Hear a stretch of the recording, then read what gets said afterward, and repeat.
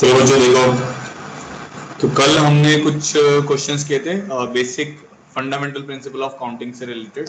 कुछ और हमें करने हैं इसमें। अब थोड़े से और अच्छे क्वेश्चन आते रहेंगे, तो देखना। प्रॉब्लम नंबर 6, ध्यान दो भाई सब लोग। इधर रफ कॉपी और पेन अपने पास रखो सब लोग, और सबको ये बैठ के सोचना है कि भाई ऐड करना है, मल्टीप्लाई करना है और क्या करना है, ये अब सोचना है, ठीक है। तो there are 10 logs and 10 matching keys, ठीक है। तो 10 डिफरेंट लॉग बोल देते हैं इनको। तो हमारे पास 10 डिफरेंट लॉग्स हैं, ठीक है। 10 different logs and 10 matching keys. If all the logs, if all the logs and keys to be perfectly matched,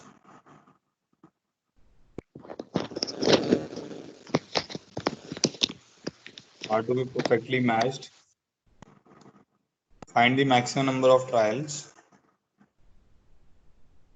Find the maximum number of trials required to open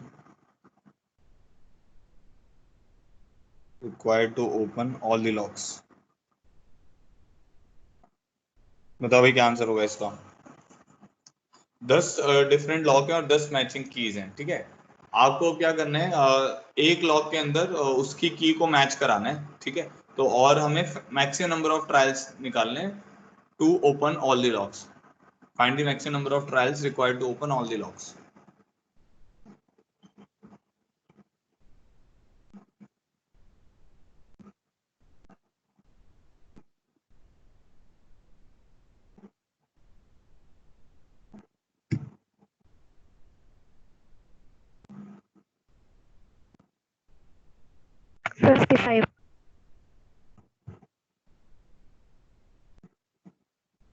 कुछ बच्चे कह रहे हैं 10 फैक्टोरियल, कुछ कह रहे हैं 45, कुछ कह रहे हैं 55।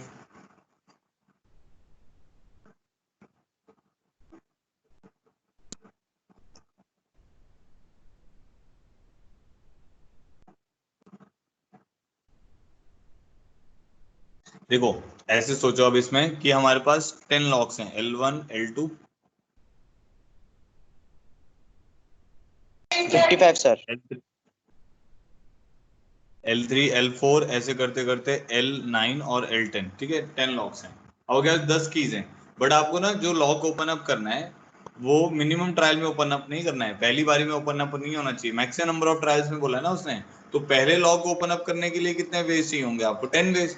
तो भाई पहली बारी में ओपन ही नहीं करना आपको, तो मैक्सिमम नंबर ऑफ ट्रायल में ओपन अप करना है। तो पहली में क्या हो गया, पहली की लगाओगे नहीं लगनी चाहिए, दूसरी भी नहीं लगनी चाहिए, तीसरी भी नहीं लगनी चाहिए, ऐसे करते करते 10 वेज।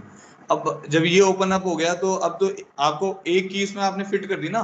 10th टाइम पे जब आप 10th ट्रायल करोगे तो इसकी जो मैचिंग की होगी वो इसमें फिट हो जाएगी, वो आपने इसमें लगा दी होगी।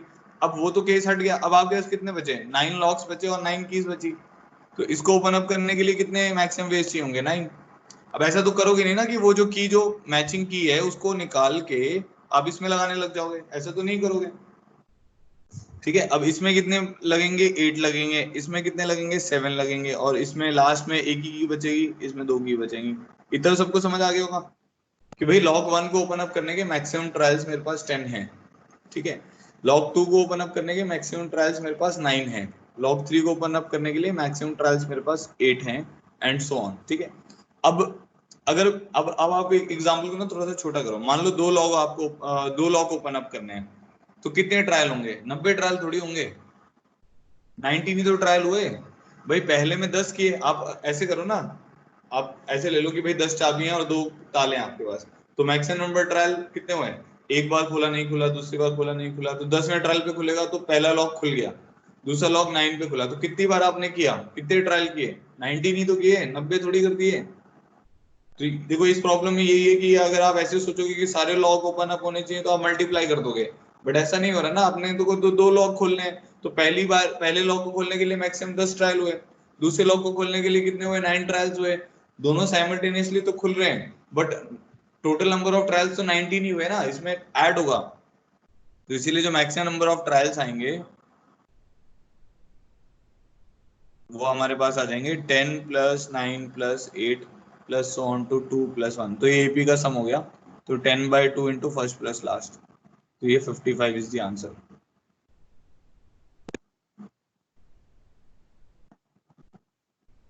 ठीक है, सबको क्लियर हो गया?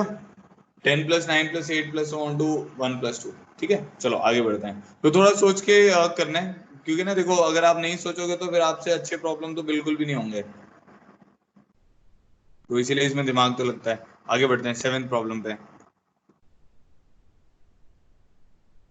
अब देखना ये वाला, a gentleman wants to invite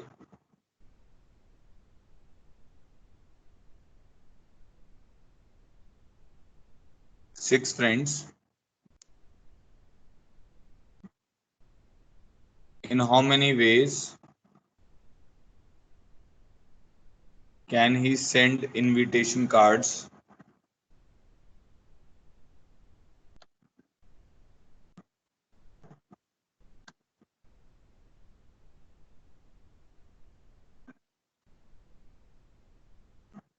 if he has 3 servants to carry the cards?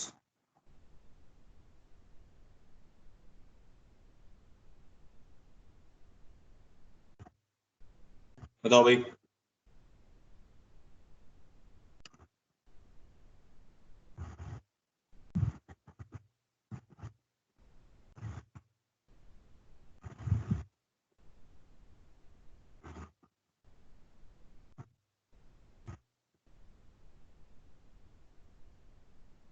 Answer लिखो चैट बॉक्स में।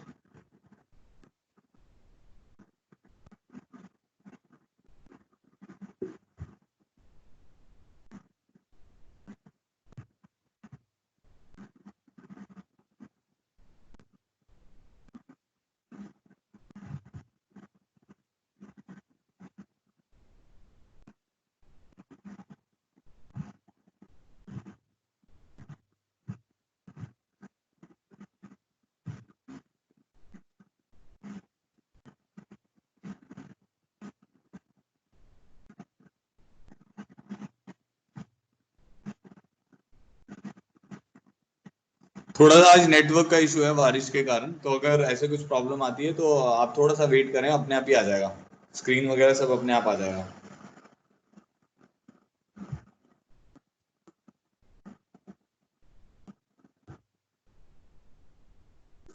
पता नहीं आप क्या सोच जा रहे हो, मुझे समझ नहीं आ रहा। कोई 120 लिख रहा है, कोई 18 लिख रहा है, कोई कुछ लिख रहा है।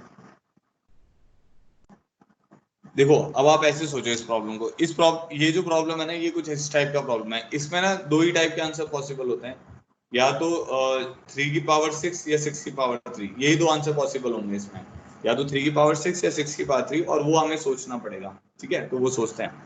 तो अब मान लो आपके पास कितने हैं, 6 फ्रेंड्स हैं। ठीक है, तो हम मान लेते हैं हमारे पास 6 फ्रेंड्स हैं, F1 F2 F3 F4 F5 F6।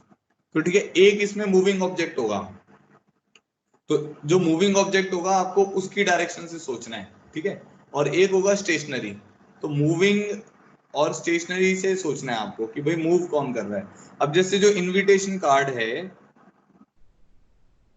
ठीक है, वो मूव करेगा, और जो फ्रेंड्स रहेंगे वो आपके पास क्या रहेंगे, स्टेशनरी रहेंगे। ठीक है, बट अब ये जो फ्रेंड है, इसके पास इनविटेशन कितने तरीके से आ सकता है, उसने ये बोला ना, a gentleman wants to invite 6 friends, in how many ways can he send invitation, तो उसको अब इनविटेशन कार्ड भेजना है। ठीक है, अब जो पहला फ्रेंड है उसको इनविटेशन कितने तरीके से आ सकता है, ऐसे सोचो। जो पहला फ्रेंड है उसको इनविटेशन कितने तरीके से आ सकता है, देखो मैं दोनों तरीके से बताऊंगा, और दोनों में बताऊंगा क्यों वो दूसरा वाला गलत है, पहला वाला सही है। इसको इनविटेशन 3 तरीके से आ सकता है, कैसे, या तो सर्वेंट 1 लेकर आ जाएगा, या सर्वेंट 2 लेके आ जाएगा, या सर्वेंट 3 लेके आ जाएगा। तो इसको इनविटेशन कितने तरीके से आ सकता है, 3 वे से आ सकता है। अब ये जो दूसरा फ्रेंड है, इसको भी इनविटेशन कितने तरीके से आ सकता है, 3 वे से आ सकता है। कैसे भाई हो सकता है, पहला सर्वेंट दे दो। अब ऐसा भी तो हो सकता है पहले सर्वेंट ने 6 के 6 कार्ड ले लिए और वो सबको इनविटेशन देने चला गया, बाकी दोनों सर्वेंट का यूज नहीं किया। ऐसा भी हो सकता है दूसरे सर्वेंट ने 6 के 6 कार्ड ले लिए। ऐसा भी हो सकता है कि पहले सर्वेंट ने 1 लिया, दूसरे ने 2 लिए, तीसरे ने 3 लिए, ऐसे करके उसने 6 के 6। तो पहला वाला फ्रेंड को 3 तरीके से इन्विटेशन आ सकता है, दूसरे वाले फ्रेंड को भी 3 तरीके से इन्विटेशन आ सकता है, तीसरे वाले फ्रेंड को भी 3 तरीके से इन्विटेशन आ सकता है। तो सबको 3 तरीके से इन्विटेशन आ सकते हैं। तो टोटल इनविटेशन के वेज कितने हो जाएंगे? 3 into 3 into 3 into 3 into 3 6 times, तो 3 raise to the power 6। So 3 raise to the power 6 is the answer इस प्रॉब्लम का। ठीक है, अब आप इसको दूसरे तरीके से सोचो कि भाई इसका आंसर 6 की पावर 3 की नहीं हुआ। तो अगर 6 की पावर 3 होता तो इसका मतलब होता कि एक इनविटेशन आपका 6 फ्रेंड्स को जा सकता है। मतलब एक सर्वेंट जो है, ऐसे ऐसे सोचो, चलो एक सर्वेंट जो है आपका 6 को इनविटेशन दे सकता है। ठीक है, और जो दूसरा सर्वेंट है वो भी किसको दे सकता है? 6 को इनविटेशन दे सकता है। तीसरा सर्वेंट है वो भी किसको इनविटेशन दे सकता है? 6 को इनविटेशन दे सकता है। हाँ, इनटू क्यों किया? क्योंकि इस केस में क्या है कि आपको इनविटेशन जो देना है वो सबको देना है ना। तो पहले वाले को इनविटेशन कितने तरीके से मिल सकता है? 3 तरीके से। दूसरे वाले को इनविटेशन कितने तरीके से मिल सकता है? 3 तरीके से। ऐसे सबको जब 3 तरीके से मिलेगा, साइमल्टेनियसली सबको इनविटेशन देने हैं, इसलिए मल्टीप्लाई करना पड़ेगा। देखो मल्टीप्लाई क्यों होगा, आप ऐसे भी सोच सकते हो, जैसे एक तरीका हो गया S1 S2 ऐसे करते करते और लास्ट में S1 आ गया, तो ऐसा भी आएगा ना S1। अब ये जो आएंगे ये साइमल्टेनियसली वर्क हो रहे हैं, S1 S2 S3 ऐसे करके वो जो वेज निकल कर आएंगे वो मल्टीप्लीकेशन से ही आएंगे। अभी रुक जाओ, मैं बता रहा हूँ दोबारा से, सुनो। अब देखो दोनों में डिफरेंस समझना आपको, 3 की पावर 6 और 6 की पावर 3 में आंसर कौन सा है। ठीक है, और जैसे जैसे हम आगे और इसके क्वेश्चंस करेंगे, इसके भी 3-4 एग्जांपल और करेंगे, आपको क्लियर होता रहेगा। तो अब मैंने ये बताया कि एक बंदे को इनविटेशन देना है 6 फ्रेंड्स को। अब 6 फ्रेंड्स जो है, 3 उसके पास सर्वेंट है इनविटेशन देने के लिए। तो पहला फ्रेंड कितने कितने से इनविटेशन ले सकता है? वो S1 से भी इनविटेशन ले सकता है, S2 से भी ले सकता है, S3 कोई ना कोई तो लेके आएगा उसके पास।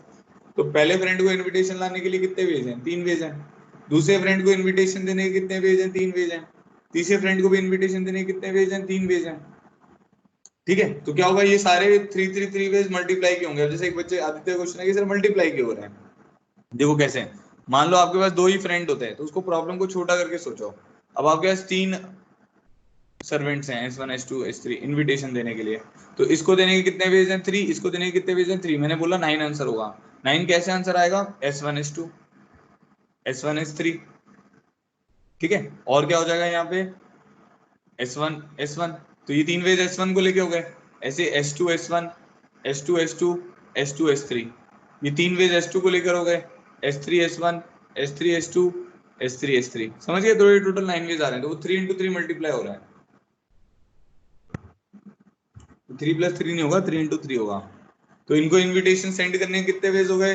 समझ आ रहा है? अब तो क्लियरली समझ आ ही रहा होगा कि भाई इनविटेशन कैसे कैसे मिल सकता है। पहला सर्वेंट दे दे, दूसरा सर्वेंट दे दे, पहला सर्वेंट दे दे, थर्ड सर्वेंट दे दे, ऐसे करके इनविटेशन देने के कितने वेज हो गए? 3 इंटू 3 इंटू 3 करके आपके 3 की पावर 6 आंसर आ गया। अगर आप दूसरे तरीके से सोचते हो कि भाई सर्वेंट 1 कितने को इनविटेशन दे सकता है? 6 लोगों को। सर्वेंट 2 कितने लोगों को दे सकता है? 6 लोगों को। सर्वेंट 3 कितने लोगों को दे सकता है? 6 लोगों को। बट उसमें गड़बड़ हो जाएगी, जब सर्वेंट 1 जो है वो 6 लोगों को इनविटेशन दे देगा, तो सर्वेंट 2 के 6 लोगों को देने की जरूरत नहीं है ना। तो ये तो गलत हो गया ना, ये गलत बैठ रहा है यहाँ पे।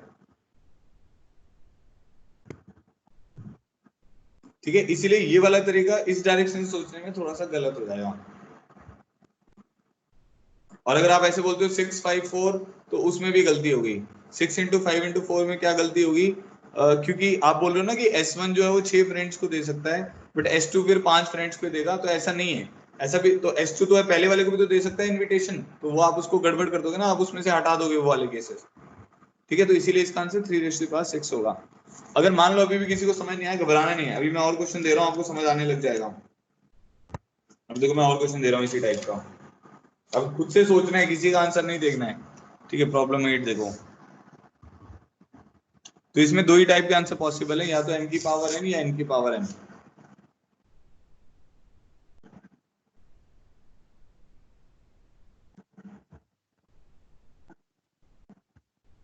तो problem 8, find the total number of veg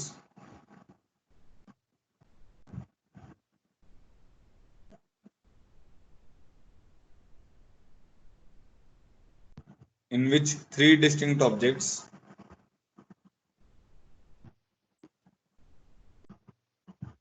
can be put into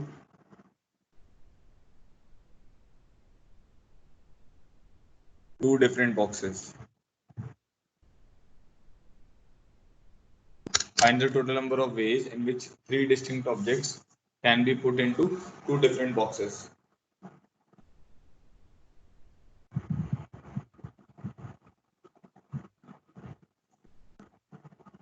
बताओ इसका आंसर क्या होगा?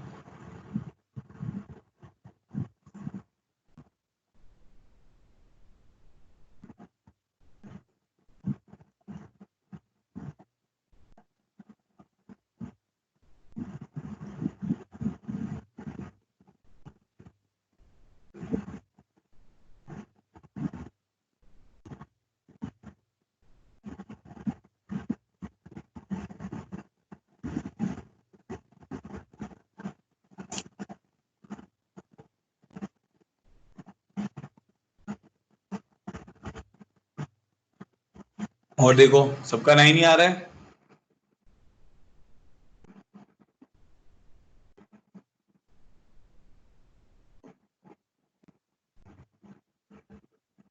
कुछ बच्चों का 6 आ रहा है।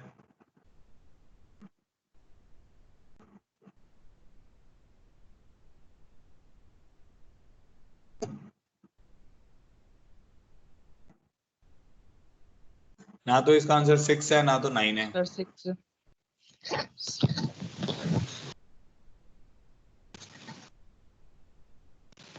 सर 18 नहीं, 11 भी नहीं है, 18 भी नहीं है।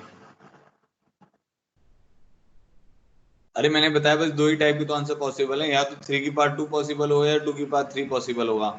अब तो हाँ, आप सब निकाल ही देंगे आंसर, क्योंकि अब 9 तो है नहीं, तो 8 ही तो होगा आंसर। तो दिमाग तो बिल्कुल भी नहीं लगाते हो आप लोग। तो दिमाग ही तो लगाना है, वही तो यूज करना है। वही नहीं यूज करोगे तो फिर कैसे होगा? ठीक है, चलो देखो, यहाँ पे आपको एक चीज जो जरूरी सीखनी है 11th में, वो ये है कि भाई हर एक चीज जो हम क्लास में कराएंगे जरूरी नहीं है एग्जाम में वैसी आए। एग्जाम में उसके ऊपर की भी आ सकती है, उसके नीचे की भी आ सकती है। तो यही तो सीखना है, अपने दिमाग को यूज करना है। ऐसे 10th जैसे नहीं होगा कि जैसे 10th में आपने बुक में जैसा क्वेश्चन किया वैसे ही पेपर में आएगा। तो थोड़ा इन चीजों का ध्यान रखो, दिमाग को यूज करो, रट्टा नहीं मारना है। देखो इधर ध्यान दो। अब मेरे पास क्या है, 3 ऑब्जेक्ट हैं, ठीक है। तो ऑब्जेक्ट डिस्टिंक्ट है तो मान लेते हैं ऑब्जेक्ट 1, ऑब्जेक्ट 2, ऑब्जेक्ट 3। और मेरे पास दो बॉक्सेज हैं, से B1 और B2 बॉक्सेज हैं, ठीक है, ऐसे दो बॉक्सेज हैं। तो मेरे को क्या कह रहा है, वो कह रहा है कि भाई 3 ऑब्जेक्ट को 2 डब्बों में डालना है, ठीक है। तो टोटल नंबर ऑफ वेज बताओ।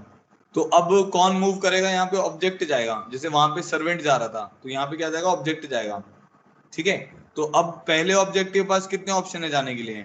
2 ऑप्शन है, ठीक है। अब देखना यहाँ पे थोड़ा सा डिफरेंट है। वहां पे क्या था कि सर्वेंट के पास ऑप्शन नहीं थे, वहां पे फ्रेंड के पास ऑप्शन थे। यहाँ पे किसके पास ऑप्शन है? ऑब्जेक्ट के पास ऑप्शन है ना जाने के लिए। तो वहां पे फ्रेंड के पास ऑप्शन थे कि भाई फ्रेंड के पास इनविटेशन कहाँ से आ सकता है, यहाँ से भी आ सकता है, यहाँ से भी आ सकता है, यहाँ से भी आ सकता है। बट यहाँ पर क्या है, बॉक्स के पास ऑप्शन है। तो ऑब्जेक्ट किस में जाएगा? या तो बॉक्स 1 में जाएगा या बॉक्स 2 में जाएगा। इसको मैं पूरा डिटेल में बताता हूँ, ध्यान से सुनना। तो ऑब्जेक्ट 1 के पास कितने ऑप्शन है? 2 ऑप्शन है, ठीक है। ऑब्जेक्ट 2 के पास भी कितने ऑप्शन है? 2 ऑप्शन है। ऑब्जेक्ट 3 के पास भी कितने ऑप्शन है? 2 ऑप्शन है। साइमल्टेनियसली हमें ऑब्जेक्ट्स को बॉक्सेस में डालना है, इसलिए हमारा आंसर आएगा 2 इंटू 2 इंटू 2। तो आंसर हमारे पास 8 आ जाएगा, ठीक है। अब इसको देखते हैं कि भाई ये 8 वेज हो क्या रहा है, इसमें 8 कैसे आया ये हमारे पास, 3 की पार्ट 2 की नहीं आया, ठीक है। अब देखो तो 8 कैसे आ रहा है। अब दो डब्बे हमारे पास, एक केस होगा कि जब इसमें O1 O2 आ जाए। हमें क्या करना है, टोटल नंबर ऑफ 3 डिस्टिंक्ट, हाँ। अब ये अगर आप ऐसे करके चलते O1 O2 O1 O3, तो आपके पास आंसर तो 9 आ जाता। O1 O1, अब O1 O1 तो हो ही नहीं सकता। O1 O1 क्यों नहीं हो सकता? एक ऑब्जेक्ट को दो डब्बों में थोड़ी चला जाएगा, आप समझ रहे हो ना। एक ऑब्जेक्ट दो डब्बों में जा ही नहीं सकता। बट वहां पे क्या हो रहा था, एक सर्वेंट दो को इनविटेशन दे सकता था। तो इसीलिए वहां पे ऐसा इस वहां पे ये वाले मतलब जो हमने किया था 3 इंटू 3 इंटू 3 3 की बार 6 हो जा रहा था। यहाँ पे ऐसा नहीं होगा, एक ऑब्जेक्ट दो डब्बों में तो जा ही नहीं सकता, तो ये तो करना गलत है। अब यहाँ पे करना क्या है, सुनो। तो आपके पास दो दो बॉक्सेस जो हैं, B1 और B2, उसमें तीन ऑब्जेक्ट्स को घेरना है आपको। तो एक केस क्या बनेगा, आपके पास यहाँ पे O1 आया और यहाँ पे O2 O3 आ गया, तीनों के तीनों ऑब्जेक्ट एट अ टाइम दोनों बॉक्सेस में जाने चाहिए, समझ रहे हो।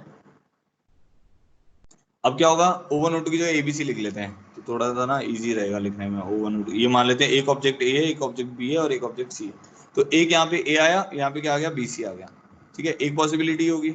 अब देखो पहले वाले में फिर क्या हो गया, B आ गया और यहाँ पे AC आ गया, पहले वाले में C आ गया और यहाँ पे AB आ गया, तो तीन तो ये केसेस हो गया आपके पास, 8 बनाया ना हमने आंसर।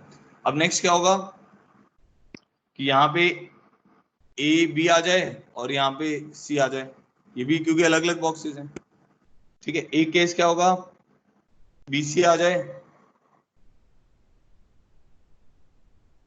और यहाँ पे A आ जाए, एक केस क्या होगा, यहाँ पे C आ जाए और यहाँ पे B आ जाए। ये समझ आ गई, क्योंकि डब्बे डिफरेंट है ना, तो ABC और BCA को अलग अलग मानना पड़ेगा। पहले डब्बे में A जा रहा है और दूसरे डब्बे में BC जा रहा है, पहले डब्बे में BC जा रहा है, दूसरे में A जा रहा है, ये अलग अलग बात है। अब एक केस होगा जब इसमें 0 चले गए, इसमें तीनों चले गए, और एक केस होगा जब इसमें तीनों चले गए, इसमें 0 चले गए। ये टोटल आपके पास 8 केसेस हैं।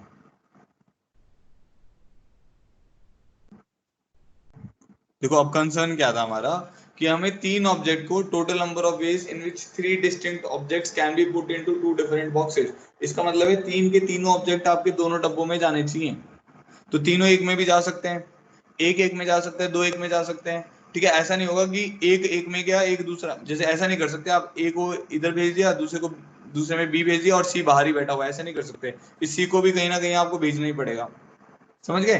तो ये आपके टोटल वेज 8 हो गए। तो आपको सोचना कैसे था इस प्रॉब्लम को, पहले ऑब्जेक्ट के पास कितने ऑप्शन है जाने के लिए, दो ऑप्शन, या तो पहले में जाके बैठेगा या दूसरे में जाके बैठेगा। दूसरे के पास कितने ऑप्शन है, दो ऑप्शन, या तो पहले में या दूसरे में। तीसरे के पास भी क्या है, दो ऑप्शन, तो इसीलिए इसका आंसर क्या आएगा, 2 की पावर 3। अब क्लियर हुआ, देखो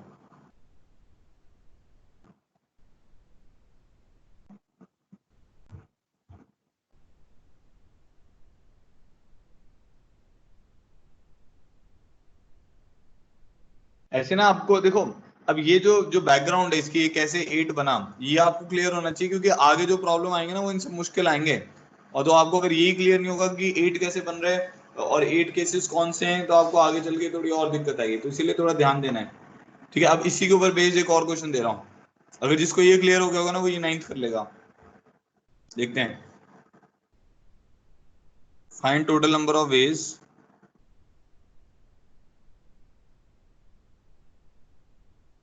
in which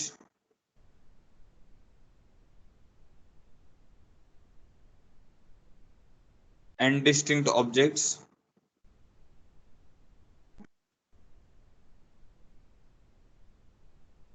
can be put into 2 different boxes if no empty boxes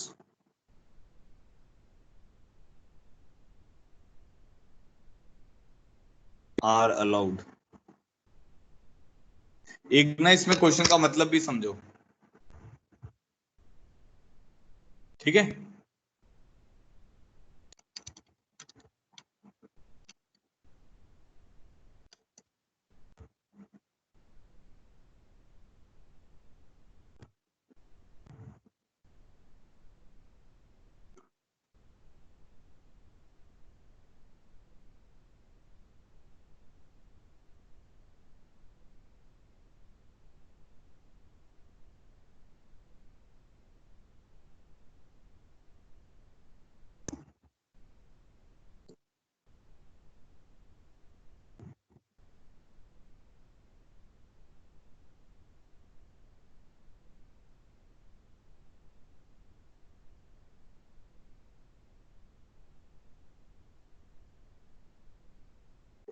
हाँ, अब थोड़ा सही सोच रहे हो आप लोग। देखो क्या है, हमारे पास n ऑब्जेक्ट्स हैं, तो O1 O2 O3 ऐसे करते करते On-1 On ऑब्जेक्ट हैं और दो डिफरेंट बॉक्सेस हैं। एक चीज जो आपके दिमाग में आनी चाहिए कि भाई सारे के सारे ऑब्जेक्ट आपको दो डब्बों में डालने हैं, and empty boxes are not allowed. तो पहले ऑब्जेक्ट के पास कितने ऑप्शन है, दो ऑप्शन, इसके पास भी दो ऑप्शन, इसके पास भी दो ऑप्शन, तो 2 की पावर n आएगा। बट उसमें दो केसेस होंगे, कौन से दो केसेस होंगे, एक केस होगा जब सारे के सारे यहाँ के बैठ जाएंगे, O1 O2 सारे On यहाँ बैठ गए, ये खाली हो गया। और एक केस क्या होगा, ये बॉक्स 1 है, ये बॉक्स 2 है, कि भाई सारे के सारे इस तरफ बैठे हुए हैं, ये खाली है, तो वो दो केसेस आपको सब्ट्रैक्ट करने पड़ेंगे। तो इसका आंसर आएगा 2n-2। चलो ठीक है, बहुत बढ़िया। चलो अभी एक और इजी क्वेश्चन देता हूँ, देखते हैं। बीच बीच में बाउंसर देंगे, ठीक है। अभी एक सिंपल सा दे रहे हैं, प्रॉब्लम 10। सर हाँ सर जो दूसरा बॉक्स आपने क्वेश्चन में लिखा है सर, कोई भी बॉक्स खाली नहीं रहना चाहिए, फिर दूसरा बॉक्स तो खाली है। अबे यही तो बोला है। नो, तो ये वाले केसेस सब्ट्रैक्ट कर दिए ना इसमें से। तो दूसरा उसने क्या बोला कि कोई भी बॉक्स खाली नहीं रहना चाहिए। तो कितने केसेस होंगे जिसमें बॉक्स खाली रहेगा? एक केस होगा जिसमें दूसरा वाला खाली होगा, एक केस होगा जिसमें पहला वाला खाली होगा। तो इसीलिए तो ये -2 किया बेटा, समझ गया? जैसे इसमें भी तो ये देखना, ये लिखे हुए इसमें दो केस हैं जिसमें डब्बे खाली हैं, वो सब्ट्रैक्ट कर दिए। तो 2 की पावर 3 -2 होगा। अगर इस वाले क्वेश्चन n अगर 3 होता तो आपका आंसर होता 2 की पावर 3 -2। यहाँ पे कितना हो जाएगा? 2 की पावर n-2। नहीं बात समझ आई अभी भी? सर आ गई। ठीक है, बहुत बढ़िया। चलो आगे बढ़ते हैं। फाइंड नंबर ऑफ वेज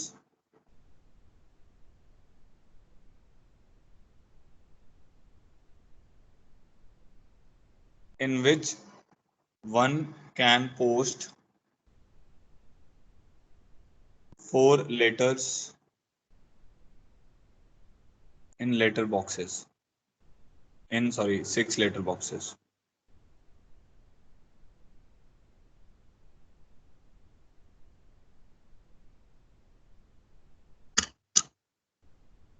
देखो कुछ चीजें क्या होती है ना, एक चीज और सुनो मेरी बात। जैसे कुछ चीजों में ना वो लिखेगा नहीं डिस्टिंक्ट या डिफरेंट, है ना। पीएनसी में ये भी बहुत इंपॉर्टेंट चीज है कि भाई डिफरेंट चल रहा है या क्या चल रहा है, ये भी बहुत इंपॉर्टेंट है, ठीक है। तो पीएनसी में हम आगे चल के ये देखेंगे कि भाई आधा कंफ्यूजन तो इसी पे होता रहेगा कि यार डिस्टिंक्ट है, अच्छा ओके, सेम है, आइडेंटिकल हो गया तो क्या होगा, ठीक है। तो ये हमें ध्यान रखना होता है। अब जैसे मान लो कि मैं ऐसे बात कर रहा हूँ कि स्टूडेंट्स की बात कर रहा हूँ, तो अब जो स्टूडेंट्स हैं वो अंडरस्टूड है, वो डिफरेंट होंगे। ऐसे ट्विन स्टूडेंट्स की बात नहीं करेंगे हम कि भाई ये दोनों आइडेंटिकल है। ट्विन को भी इनफैक्ट अगर कोई आता है तो उसको आइडेंटिकल नहीं मानेंगे, अलग अलग ही मानेंगे। तो जो कुछ ऐसी चीजें होती है ना उनको अलग अलग ही माना जाता है, ठीक है। तो सिमिलरली जैसे लेटर बॉक्सेस हैं वो अलग ही होंगे, ऐसा नहीं होगा कि एक ही लेटर बॉक्स है वो 6 जगह रखा हुआ है, क्या होगा 6 अलग अलग लेटर बॉक्स होंगे, ठीक है। अब अपना क्वेश्चन आएगा कि इसका आंसर हो सकता है 4 की पावर 6 या 6 की पावर 4, तो उसमें से कौन सा इसका आंसर आएगा वो आपको बताना है।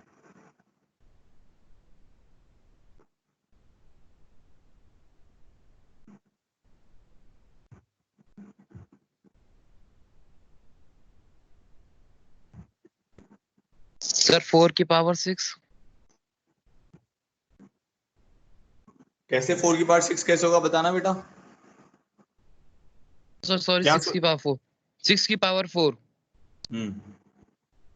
देखो आप ना खुद सोचो, दोनों आंसर लिख लो और सोचो कि भाई ये आंसर कब होगा, ये आंसर कब होगा, आपको अपने आप समझ आ जाएगा। अब जैसे आपके 4 लेटर हैं, L1 L2 L3 L4, और 6 लेटर बॉक्सेस हैं मान लेते हैं ऐसे, ठीक है। ये 6 लेटर बॉक्सेस हैं। अब 4 की पावर 6 या 6 की पावर 4 सोचना है, तो मेरे को क्या करना है, देखो क्वेश्चन में अंग्रेजी में भी देखो कि आपको लेटर को पोस्ट करना है। तो एक लेटर कितने तरीके से पोस्ट किया जा सकता है? 6 तरीके से, ठीक है। एक लेटर कितने, अब देखो वो क्वेश्चन में बोला हुआ लेटर को पोस्ट करना है, तो एक लेटर 6 तरीके से पोस्ट किया जा सकता है। कैसे? या तो इसमें जाएगा, या इसमें जाएगा, या इसमें जाएगा, इसमें जाएगा, इसमें जाएगा, इसमें जाएगा। 6 के 6 ऑप्शन है उसके पास, किसी में भी जाके बैठ सकता है वो।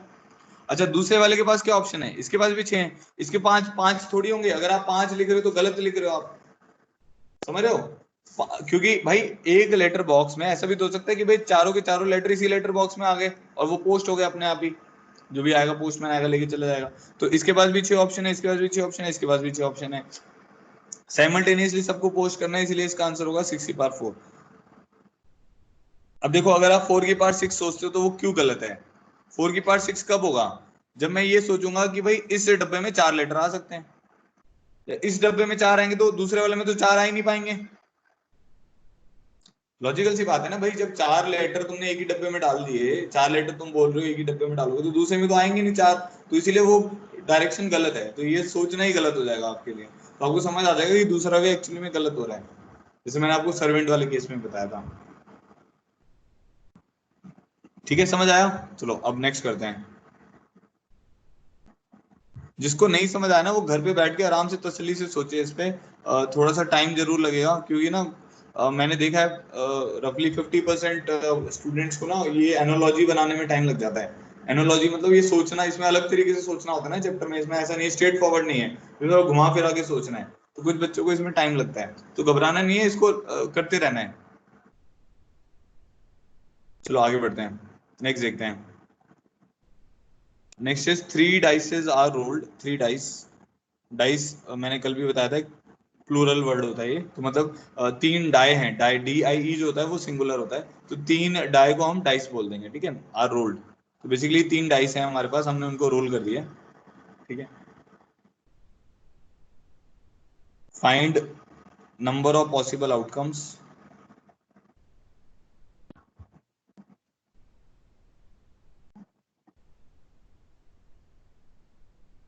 इन विच एटलीस्ट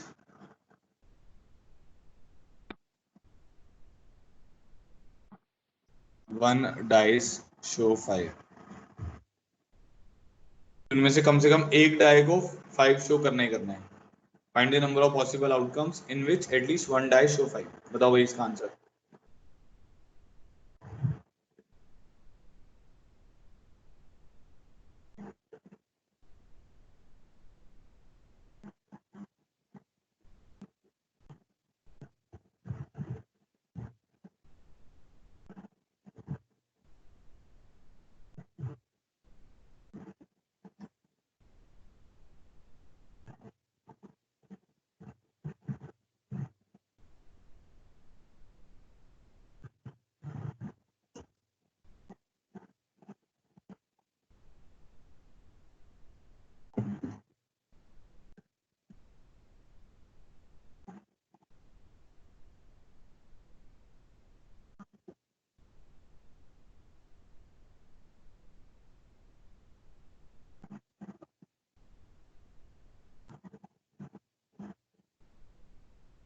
अब आगे होगी स्क्रीन देखो।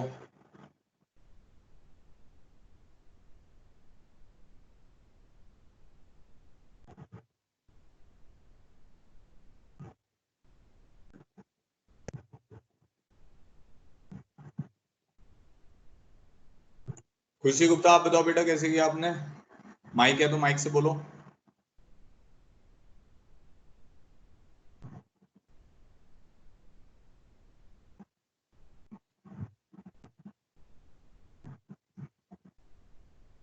खुशी गुप्ता।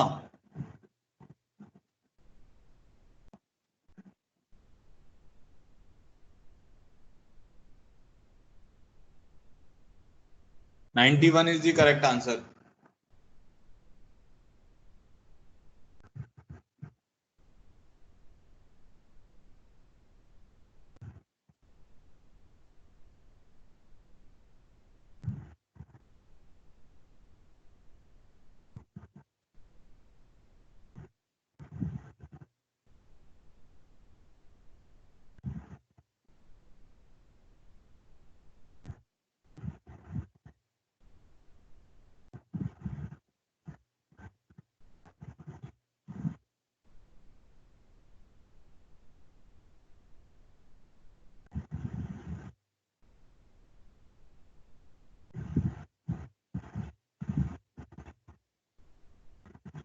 चलो देखो मैं बताता हूँ, देखो सुनो। 3 डाइस को हमने रोल किया और हमें क्या चाहिए? Find the number of possible outcomes in which at least one die show 5। ठीक है, तो 3 डाइस हैं, हमें कम से कम एक के ऊपर क्या चाहिए? 5 चाहिए, कम से कम एटलीस्ट वन डाई शो 5। तो एक केस क्या होगा कि भाई एक डाई पे 5 आ जाए, किसी एक डाई पे 5 आ जाए और बाकी पे 5 ना आए, आपको ये भी मेक श्योर करना पड़ेगा बाकी पे 5 ना आए, ठीक है। और क्या पॉसिबिलिटी होगी? और क्या पॉसिबिलिटी होगी कि दो पे 5 आ जाए, ठीक है। और क्या पॉसिबिलिटी होगी कि तीनों पे 5 आ जाए। ये हमारे पास पॉसिबिलिटीज हैं, ठीक है। अब सुनना, एक पे 5 आएगा, किसी भी एक पे 5 आ सकता है, तो उसके उसके नंबर ऑफ वेज निकालने हैं हमें ना।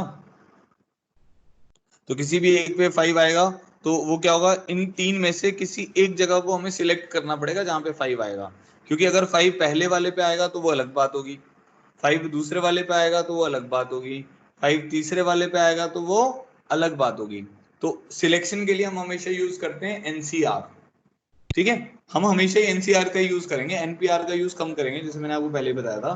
तो सिलेक्शन मतलब अगर मैं बोलता हूँ 10 चीजों में से 3 चीजों को सिलेक्ट करना है, 10 डिस्टिंक्ट चीजों में से 3 डिस्टिंक्ट चीजों को सिलेक्ट करना है, उसको हम बोलते हैं 10C3। 10 चीजों में से 2 चीजों को सिलेक्ट करना है, उसके बेस होते हैं 10C2। 5 में से 2 को सिलेक्ट करना है 5C2। तो अब मेरे पास 3 पोजीशंस हैं। 3 पोजीशंस में से आप ऐसे भी सोच सकते हो 5 के पास जाने के लिए कितने ऑप्शन हैं, या तो पहले पे जाएगा, या दूसरे पे जाएगा, या तीसरे पे जाएगा। तो 3C1 बोला मैंने उसको। तो 3 में से एक जगह मैंने सिलेक्ट कर ली, समझ रहे हो सब लोग। तो 3 में से एक जगह सिलेक्ट करके वहां पे मैंने क्या किया, 5 को बैठा दिया। अब बाकी जगह क्या आना है, 5 नहीं आना है। तो बाकी जगह कौन कौन आएगा, 1 2 3 4 6 में से कुछ भी आ सकता है। 1 2 3 4 6 में से कुछ भी आ सकता है, मतलब 5 नंबर यहाँ पर भी आ सकते हैं। ये 5 आपका नंबर है, यहाँ पर कौन कौन से आ सकते हैं, ये 5 आ सकते हैं, यहाँ पे 5 आ सकते हैं। तो ये कितने वेज हो गए आपके पास, 75 वेज तो यही हो गए, जहां पे एक पोजीशन पे आपका 5 बैठेगा, ठीक है। अब 2 पे 5 को बैठाना है, तो उसके लिए क्या करोगे, 3 में से 2 पोजीशन सिलेक्ट करोगे। अब देखो 3C2 क्या बताएगा, 3 बताएगा ना, वो 3 पता है कौन कौन से बता रहा है, या तो पहले दूसरे पे 5 बैठ जाए, या फर्स्ट थर्ड पे 5 बैठ जाए, सेकंड थर्ड पे 5 बैठ जाए। फिर जो एक पोजीशन बची हुई है उस पे कौन बैठेंगे, 1 2 3 4 6, तो 5 वेज उसको फिल करने के हो गए, तो ये 15 वेज ही हो गए। अब तीनों पे 5 आने का कितना वे हो गया, एक वे हो गया। तो ये आपका आंसर इन तीनों का सम आएगा, क्योंकि या तो पहला वाला केस पॉसिबल होगा जिसमें भाई एक ही 5 आ रहा है, या दूसरा वाला केस पॉसिबल होगा जिसमें 2 5 आ रहे हैं, या तीनों 5 आ रहे होंगे, ठीक है। तो ये हमारा आंसर कितना आ जाएगा, 91 आ जाएगा। 91 इज द आंसर। किसी ने इस तरीके से किया है तो बताओ चैट बॉक्स में। खुशी गुप्ता का आंसर है, बाकी तो किसी का आया नहीं। आ रहा है अभी, बच्चों का आने लग गया।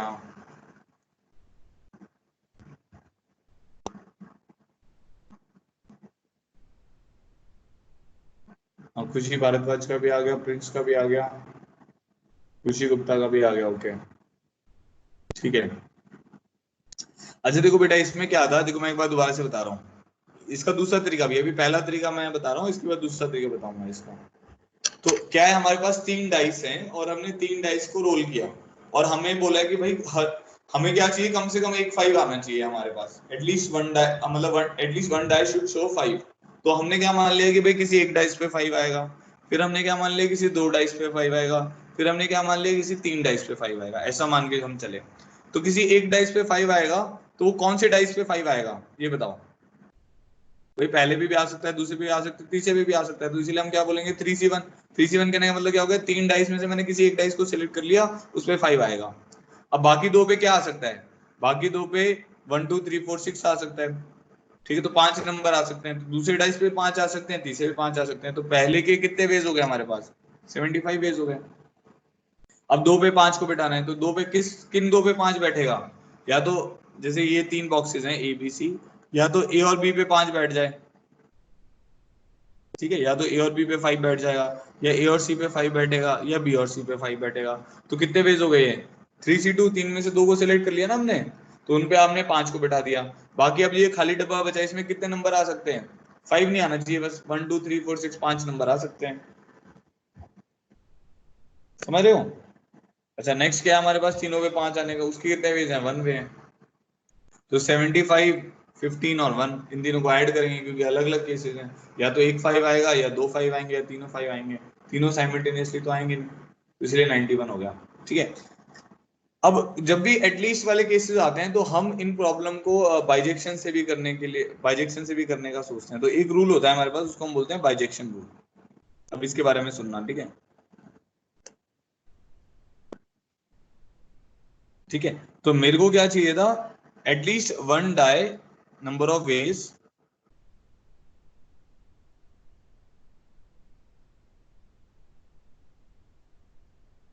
at least one die should show 5, ठीक है। तो मेरे को एक डाई पे 5 चाहिए था, तो मैंने क्या किया, टोटल नंबर ऑफ वेज निकाल लिए। बाइजेक्शन का मतलब होता है सब्ट्रैक्ट कर देना, उल्टा चलना, ठीक है। Total number of veg minus उसमें से वो वाले केसेस कर दो माइनस जिसमें नो 5 शुड कम, या ऐसे लिख देते हैं 5 does not appear, minus 5 does not appear। अब इसका क्या मतलब हुआ कि टोटल केसेस में से आप वो वाले केसेस माइनस कर दो जिसमें से 5 अपीयर ही नहीं करेगा। ठीक है, टोटल नंबर ऑफ वेज में से क्या माइनस कर दो, वो वाले केसेस माइनस कर दो जिसमें 5 अपीयर ही नहीं करेगा। तो क्या होगा, सारे केसेस आपने निकाल लिए, उसमें से वो वाले केस माइनस कर दिए जिसमें 5 नहीं आएगा, तो क्या होगा, वो वाले केस आ जाएंगे जिसमें 5 एक बार आएगा या 2 बार आएगा या 3 बार आएगा। तो सारे नंबर्स में क्या होगा, जो भी आपके आउटपुट आ रहे होंगे उसमें क्या क्या केसेस होंगे, या तो 5 बिल्कुल भी नहीं आ रहा होगा, या 5 एक बार आ रहा होगा, या 5 दो बार आ रहा होगा, या 5 3 बार आ रहा होगा। तो अपने टोटल में से अगर 5 डज नॉट, क्योंकि यहाँ पे 3 केस बनाने पड़े ना हमें कि 5 एक बार आ रहा है, फिर 5 दो बार आ रहा है, फिर 5 3 बार आ रहा है, तो ज्यादा अच्छा तरीका क्या है, टोटल में से वो वाले माइनस कर दो जिसमें 5 आ ही नहीं रहा। तो टोटल कितने होंगे, टोटल आपके पास कितने होंगे, 3 बार डाई को फेंका ना, तो 6 इंटू 6 इंटू 6, टोटल केसेस तो 216 होंगे। समझ गए 216 कैसे हो गए, जैसे अगर आप 2 डाई फेंकते हो तो 36 केसेस होते हैं, 6 इंटू 6, पहले पे 1 आ सकता है, दूसरे 1 आ सकता है, 1 2 1 3 ऐसे करके 36 होते हैं। तो इसमें 3 डाई फेंक रहे हो तो 6 इंटू 6 इंटू 6। अब आपको क्या करना है, वो वाले सारे केसेस निकालने जिसमें 5 अपीयर ही ना हो। तो तीनों डाइस पे अगर 5 अपीयर नहीं होगा तो इस पे कौन से नंबर आ सकते हैं, 1 2 3 4 6 आ सकते हैं, 5 आ सकते हैं यहाँ पे, 5 नंबर यहाँ पे, 5 नंबर यहाँ पे, तो 5 इंटू 5 इंटू 5, तो हमारे पास आ जाएगा 216 minus 125, this is also 91, so 91 is the answer. अब देखो भाई, कुछ नहीं समझ आया तो बताओ, जिसको भी क्लियर हो गया ऑल क्लियर कर दो।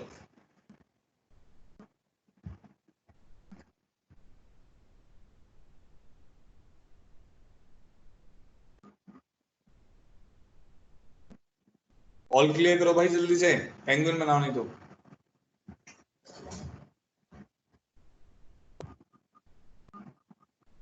सर बाइजेक्शन वाला क्लियर हो गया सर, पर ऊपर वाला क्लियर नहीं हुआ। ओके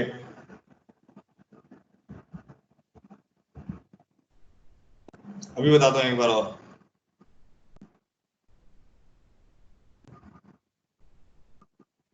हाँ अभी ऊपर वाले में थोड़ा सा ही है ना, आपको अभी कॉम्बिनेशन नहीं बताया ना, और उसमें मैं थोड़ा कॉम्बिनेशन यूज कर रहा हूँ, इसीलिए हो सकता है नहीं आए, कोई नहीं घबराना नहीं है, आगे चलते चलते क्लियर हो जाएगा। Okay sir. ठीक है चलो मैं एक बार और बता रहा हूँ इसी को ऊपर वाले को। अब नहीं समझ आता है ना तो घबराना नहीं है, इसके आगे ना आपको अभी कॉम्बिनेशन, हम इसके बाद वाला टॉपिक है परमुटेशन, उसके बाद वाला टॉपिक है कॉम्बिनेशन। तो जो सिलेक्शन के तरीके होते हैं ना वो आप कॉम्बिनेशन में सीखोगे, परमुटेशन में भी सीख लोगे वैसे, तो स्लोली स्लोली आ जाएगा। तो कोई नहीं, एक बार मैं फिर बता देता हूँ। देखो अब मेरे को चाहिए था कि तीनों डाइस में कम से कम एक पे 5 आए। ठीक है, तो क्या हो सकता है, एक पे 5 आ सकता है, डाइस फेंक रहे हो ना, या तो एक पे 5 आएगा, या 2 पे 5 आएगा, या 3 पे 5 आएगा। अब मुझे ये बताओ तीनों पे 5 आने के कितने वेज हैं, 5 आने के कितने वेज हैं, वन वे है, तो सबको क्लियर हो गया होगा, तीनों पे 5 आने के कितने वेज हैं, वन वे है ना। ठीक है, अब दो 5 आने के यस कितने सर। वेज हैं। ठीक है, अब जैसे अब आप देखना 15 वेज कैसे होंगे। अब ये मैं 15 शो करता हूँ आपको, 551 552, ऐसे करते करते 555 नहीं लेना है, 555 तो हम पहले अलग से ले चुके हैं इसलिए 555 नहीं लेंगे। कौन सा लेंगे, 551 552 553 554 और 556, ये 5 वेज हो गए। ठीक है, ये 5 वेज हो गए। अब 5 और कौन से आएंगे, 515 525 535, ऐसे करके 5 ही आ जाएंगे। फिर और कौन से आएंगे, 155 255, तो ये सारे अलग अलग ही तो हैं, तो ये 15 वेज आए। तो इसमें मैंने कैसे किया, मैंने ऐसे किया कि भाई 3 जगह में से पहले तो 2 जगह सिलेक्ट करो जिसपे तुम 5 को बैठाओगे। तो कौन कौन सी जगह होंगी, या तो ए बी होंगी, ये वाली दोनों जगह होंगी, या ए सी होंगी, वही हो गया ना, या तो ये होंगी, या फर्स्ट और थर्ड होगी, या सेकंड और थर्ड होगी। तो वो पहले तो ये 3 वेज वो बता दिया आपको कि भाई 2 5 किन पोजीशन पे बैठ सकते हैं। फिर इंटू 5 क्या किया, जो बचा हुआ डब्बा होगा उसमें कितने नंबर आ सकते हैं, 5 नंबर आ सकते हैं, तो इसीलिए इंटू 5 कर दिया। ऐसे अब जो पहला वाला है उसमें क्या किया, 5 कहाँ पे आएगा, तीनों में से किसी एक डब्बे में आएगा, बाकी दोनों जगह पे क्या आएंगे, 5 5 नंबर आ सकते हैं। समझ आ गया। अब अभी भी नहीं समझ आया तो कोई घबराना नहीं है, आगे क्लियर हो जाएगा। चलो अब यस ये सर आ हमारा गया। क्वेश्चन था प्रॉब्लम 11। ठीक है बहुत बढ़िया, चलो आगे बढ़ते हैं। अब आते हैं प्रॉब्लम 12 पे।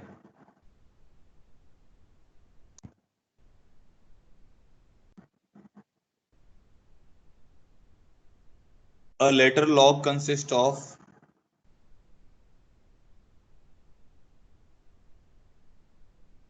3 rings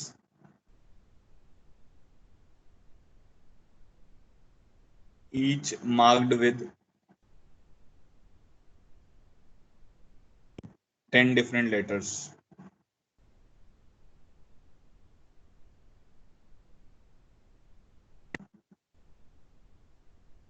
In how many ways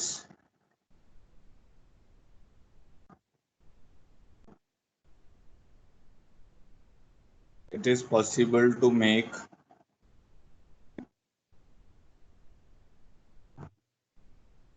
an unsuccessful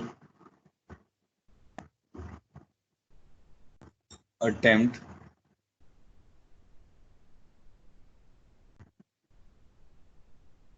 to open the lock?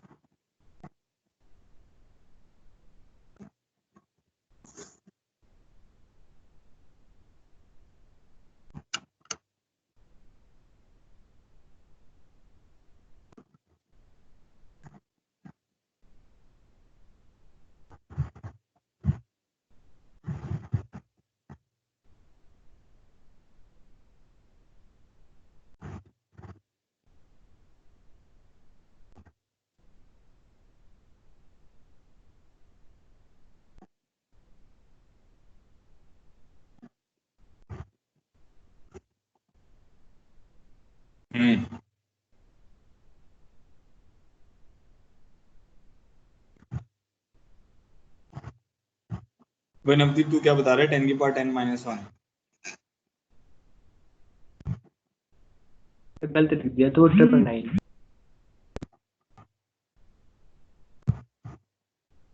देखो आपके पास क्या है, 3 रिंग है ना। अब आपने वो देखा होगा ना, जैसे वो नहीं होता अपना ब्रीफ केस होता है, उसमें ऐसे होता है ना रिंग वाला जो रहता है। तनु अलग ही बताया जा रही है, पता नहीं। अरे बेटा थोड़ा सोच के बताना है। देखो अपने पास ये लेटर मतलब वो होता है ना, जैसे आप मान लो कि ब्रीफ केस है, उसमें वैसे घुमाने वाला होता 999 है। आएगा हाँ, सर 3 की 999 पावर 9, तो 3 की पावर 9। हाँ जी हाँ जी, बहुत बढ़िया बहुत बढ़िया। अब देखो इधर ध्यान दो। देखो अब अपने पास क्या है कि एक लेटर लॉक है जिसमें 3 रिंग हैं, ठीक है। तो अब 3 रिंग में क्या है, यहाँ पे आपके पास 10 लेटर आ सकते हैं। मान लो ऐसा, मान लो ABCD करते करते ऐसे 10 लेटर आ सकते हैं। इसमें भी 10 लेटर आ सकते हैं ABC करते करते। इसमें भी 10 लेटर आ सकते हैं ABC करते करते। तो टोटल कितने कॉम्बिनेशन बन सकते हैं? 10 की पावर 3 तो बनेंगे, क्योंकि यहाँ पे 10 लेटर आ सकते हैं, यहाँ पे 10 लेटर आ सकते हैं, यहाँ पे 10 लेटर आ सकते हैं। तो 1000 लेटर आ सकते हैं आपके पास, 1000 कॉम्बिनेशन आ सकते हैं मतलब। तो मान लो अगर आप आपका मान लो एक ब्रीफ केस है, और आप मतलब काउंसलिंग में जा रहे हो, और आप उसका लेटर पुल, ऐसे ब्रीफ केस है जिसमें 1 2 3 भी मान सकते हो, डिजिट भी मान सकते हो, 0 1 2 सो ऑन टू 9। जनरली वही रहता है, ABC तो रहता नहीं है, तो डिजिट मान लेते हैं यहाँ पे। जो नॉर्मली इंडिया में लॉक रहते हैं उनमें ऐसा रहता है ना, 0 1 2 3 सो ऑन टू 9। तो यहाँ पे भी 0 1 2 3 सो ऑन टू 9। तो 0 1 2 3 सो ऑन टू 9। देखो PNC आपकी कितनी हेल्प करेगा। तो क्या करेगा PNC भाई, अगर ये 0 1 2 3 1 2 9 है ऐसे करके है, तो आप मान लो कि भाई आप काउंसलिंग में जा रहे हो, आप उसके जो आपके पास जो ब्रीफ केस है उसमें आपकी मार्कशीट वगैरह है, ठीक है, और 10th की भी है, 12th की भी है, और अब जा रहे हो, अब आप लॉक भूल गए उसका, ठीक है। शाम को आप पहुंचे वहां पे IT में काउंसलिंग के लिए, गेस्ट हाउस में आप रुके हो और आपको लॉक भूल गया। तो अगर आपको PNC नहीं आता होगा ना, तो आप तो ओपन ही नहीं कर पाओगे।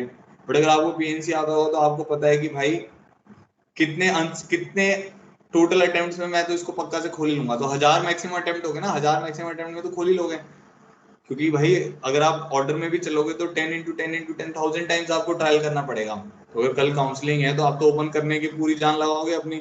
अब या तो आप उसको तोड़ने में टाइम वेस्ट करो, उससे अच्छा क्या है कि मैं भाई घुमा घुमा के हजार हजार वो बना लेता हूँ, 000 001 ऐसे करके 1000 बार करना पड़ेगा मुझे।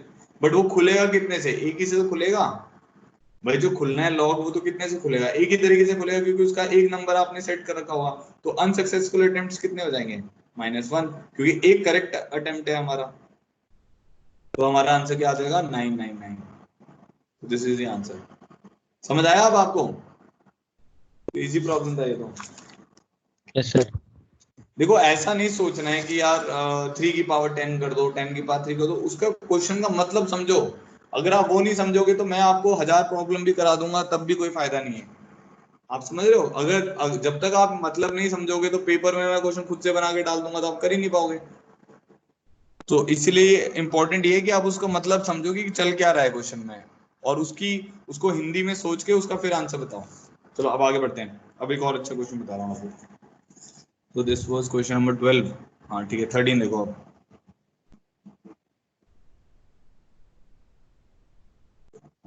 इन how many veg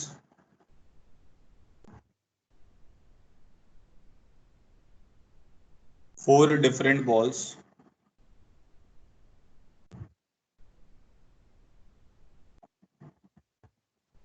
be put into five different boxes when, अब इसके तीन पार्ट हैं, देखिए तीनों पार्ट का आंसर निकालना। No box has more than one ball,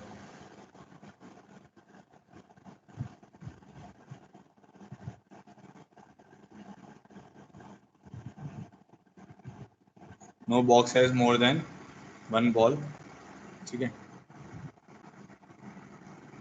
a box can have any number of balls,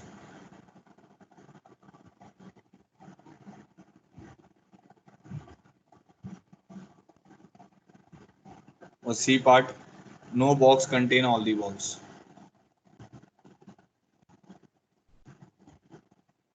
तीनों पार्ट का आंसर एक साथ लिखना है, एक एक करके नहीं लिखना है, तो वो चैट में बहुत लंबी चैट हो जाएगी फिर। ठीक है, तो आपको क्या करना है, एबीसी करके पहले रफ में सॉल्व करो, एबीसी करके तीनों आंसर लिखने हैं चैट बॉक्स में।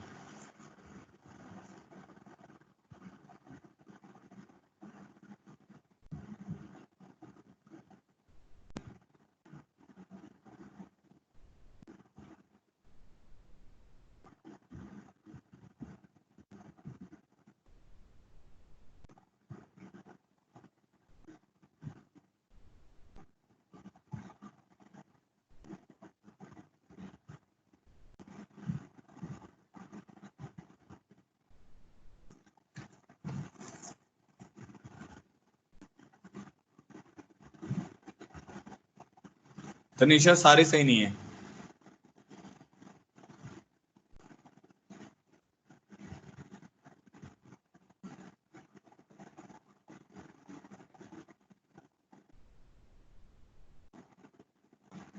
किस बात का रेपिटेशन अंकित?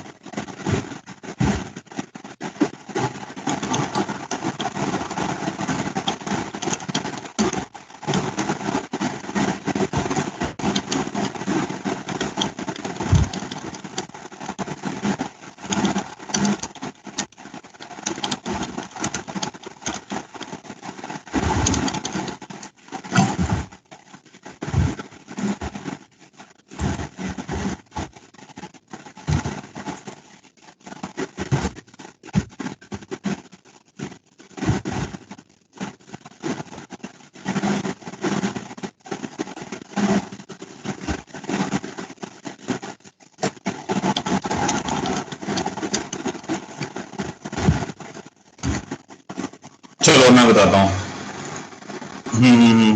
कुछ बच्चों का सही आ गया अब आंसर ना। नहीं अभी भी ना गड़बड़ कर रहे हैं कुछ बच्चे, कुछ कुछ भी करे जा रहे हैं, 5 की पावर 4, 4 की पावर 5। चलो ठीक है, देखो आ जाएगा, चलो स्लोली स्लोली आएगा। ठीक है, देखो क्या है कि पहला, अब देखो ना एक एक करके सोचते हैं क्वेश्चन के ऊपर। कई बार क्या होगा ना, जैसे आपको लगेगा कि यार ये मेरा आंसर सही क्यों नहीं हो रहा है, तो आप ना उसको उसका उस पे सोचना है आपको कि भाई मतलब इसके वेज में कैसे बना रहा हूँ। जैसे हमने लिखा था ना, जब मैंने आपको बोला था कि मेरे पास 3 ऑब्जेक्ट्स हैं और 2 बॉक्सेस हैं, तो मेरे को 3 ऑब्जेक्ट्स को 2 डब्बों में डालना है। तो मैंने क्या बताया था कि एक ऑब्जेक्ट के पास 2 वेज हैं, तो वो मैंने उसको आपको लिख कर दिखाया कि वो 2 की पावर 3 कैसे बन रहा है। तो वो सोचना जरूरी है, तभी आप गैस कर पाओगे, ऐसे तुक्के बिड़ाने से नहीं होगा। तो लगेगा टाइम, कोई नहीं, स्लोली स्लोली सिखाएंगे आपको। अब इसमें आते हैं, इन how many veg 4 different balls. अब मेरे पास 4 बॉल हैं और 5 डब्बे हैं, ठीक है। तो 4 बॉल और 5 डब्बे बना लेते हैं पहले। तो 4 बॉल बना ली, 1 2 3 4। तो ये 1 2 3 4, ये 4 बॉल्स हैं और 5 डब्बे हैं। 1 2 3 4 5, ये 5 बॉक्सेस हैं। इसको रोमन में लिख लेते हैं, 1 2 3 4 5, ठीक है, ये बॉक्सेस हैं।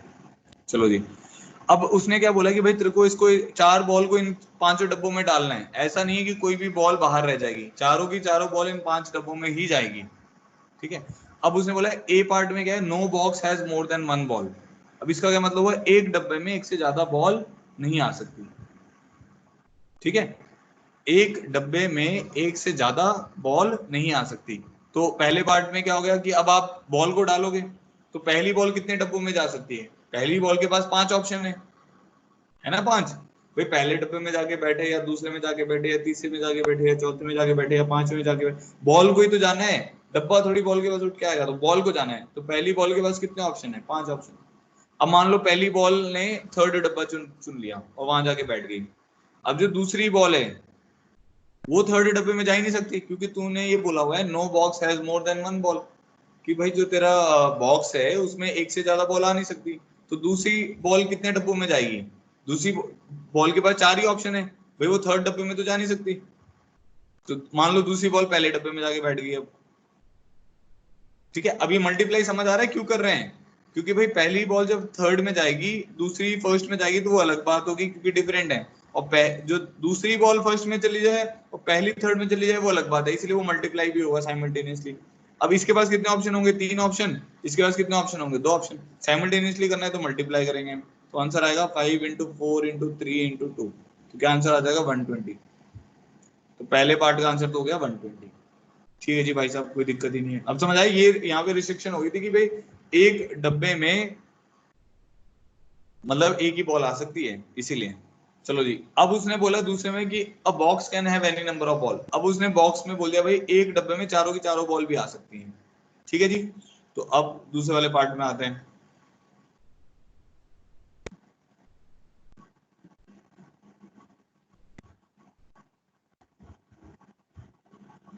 तो अब दूसरे वाले पार्ट में आते हैं, चलो जी अब आते हैं। अब इसमें क्या है कि भाई अब जो पहली बॉल है वो कहाँ पे जाके बैठ सकती है, कहीं पे भी जाके, उसके पास 5 ऑप्शन है, ये कहीं पे भी जाके बैठ सकती है। अब दूसरी वाले के पास भी कितने ऑप्शन है, 5 ही तो हैं, क्योंकि एक डब्बे में 2 बॉल आ सकती हैं। भाई दूसरी बॉल पे जाके उसके साथ में ही बैठ जाए, कह रही भाई मेरे को बहन तेरे साथ ही बैठना है। तीसरी वाली वो कह रही है मैं भी इसी के साथ बैठूंगी।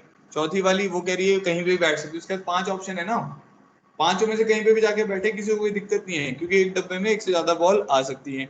तो क्या बन जाएंगे इसके वेज, 5 इंटू 5 इंटू 5 इंटू 5, तो 5 की पावर 4 आ गया। सी में आ जाते हैं अब। सी वाले पार्ट में, सी वाले पार्ट में उसने क्या बोला है, no box contain all the balls. No box contain all the ball, इसका क्या मतलब हो गया, अब एक डब्बे में चारों की चारों बॉलें नहीं होनी चाहिए। तो टोटल वेज हमारे पास कितने, 5 की पावर 4, -5 केसेस होंगे। पहला केस वो जब चारों की चारों बॉल यहाँ के बैठ गई, दूसरा केस जब चारों की चारों बॉल यहाँ के बैठ गई, तीसरा केस जब चारों की चारों बॉल यहाँ के बैठ गई। तो ये 5 केसेस हो गए ना, वो 5 सब्ट्रैक्ट कर दो, तो ये वाला आंसर आ जाएगा 625। This answer is 620। अब क्लियर हो गया सबकी खोपड़ी में, चली गई ये बात खोपड़ी में कि नहीं गई, जिसके चली गई वो पेंगुइन बना दो। सर सी पार्ट समझा दो दोबारा से। C part, yes sir. बेटा सी पार्ट में ऐसा बोला ना, उसने बोला कि क्या बोला हुआ है, no box contain all the ball. इसका क्या मतलब है, एक डब्बे में सारी बॉल नहीं होनी चाहिए। अब ऐसे कितने केसेस होंगे जिसमें एक डब्बे में सारी बॉल होंगी, 5। पहले में चारों के चारों जाके बैठ जाएं, दूसरे में चारों के चारों जाके बैठ जाएं, तीसरे में चारों के चारों जाके बैठ जाएं, ठीक है। तो ऐसे कितने होंगे, 5 केसेस होंगे। तो 5 की पावर 4 माइनस 5 करके 620 आंसर आ गया। खुला हुआ है, खुला ओके हुआ सर। है। Okay sir.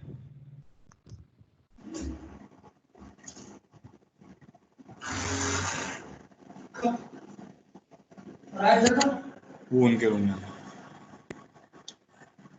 ठीक है चलो आगे बढ़ते हैं, ये हो गया क्वेश्चन हमारे पास। अच्छा आप नेक्स्ट करते हैं, समझ आया ना ये सबको? चलो आगे बढ़ते हैं। देखो ऐसे ही हम बस ऐसे, अगर आप थोड़ा सोच बना लोगे ना अपनी इन क्वेश्चंस को करने के लिए, तो मुश्किल कुछ भी नहीं है इसमें। जल्दबाजी नहीं करनी है, थोड़ा सोच के करना है। अब देखो ये वाला तो मेरे को लगता है सब करेंगे।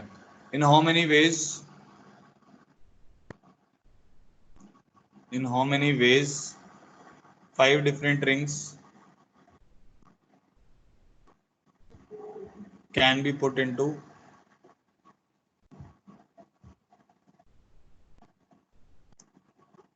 4 different fingers? In how many ways 5 different rings can be put into 4 different fingers? बताओ भाई। 5 रिंग है आपके पास, जैसे बप्पी लहरी जी के पास होती हैं, तो बप्पी लहरी जी हो आप, ऐसा मान लो, और आपके 4 फिंगर्स में आपको 5 रिंग डालने हैं।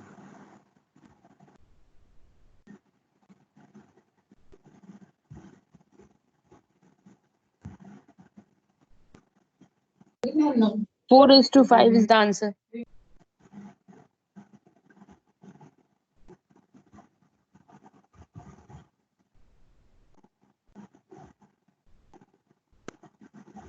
हाँ अभी मैं शांत हूँ, एक बार सबको आंसर बताने दो। किसी का 5:4 नहीं आ रहा क्या? देख लो, एक बच्चे का आ गया 4:4। सर वो गलती से टाइप कर दे, 4:5 ही है वो।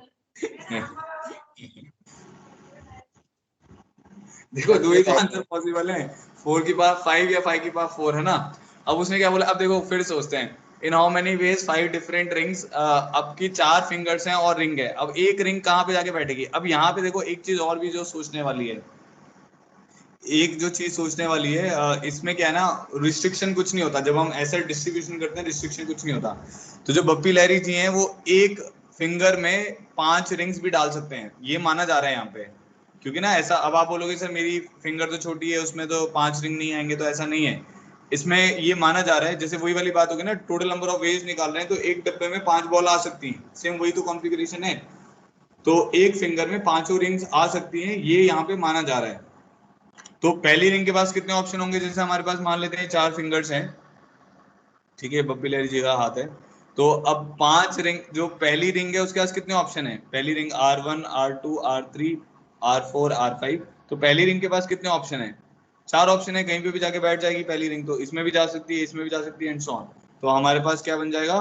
पहली रिंग के पास 4 ऑप्शंस हैं, सेकंड रिंग के पास भी 4 ऑप्शंस हैं, थर्ड रिंग के पास भी, फोर्थ रिंग के पास भी, फिफ्थ रिंग के पास भी। इसलिए द आंसर इज 4:4।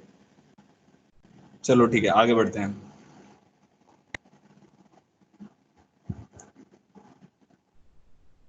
चलो अभी एक अच्छा क्वेश्चन करते हैं, प्रॉब्लम 15। अभी देखें कौन आंसर करेगा इसका। 5 persons entered the lift cabin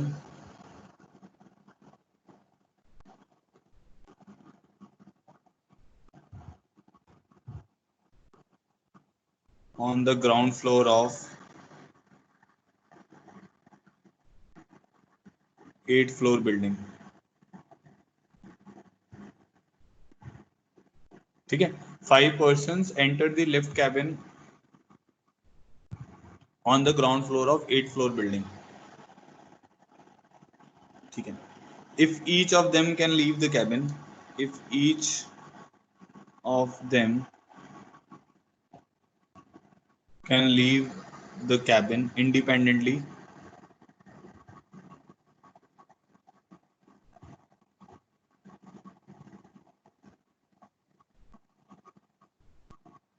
at any floor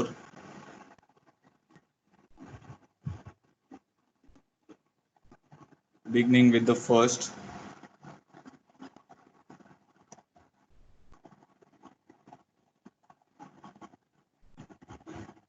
find total number of ways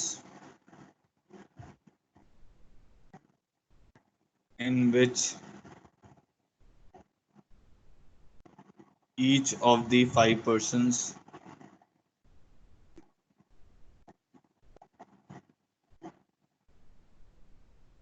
can leave the cabin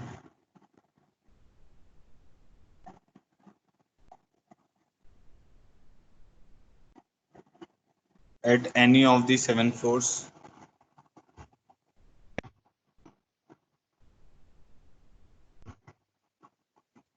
at different floors.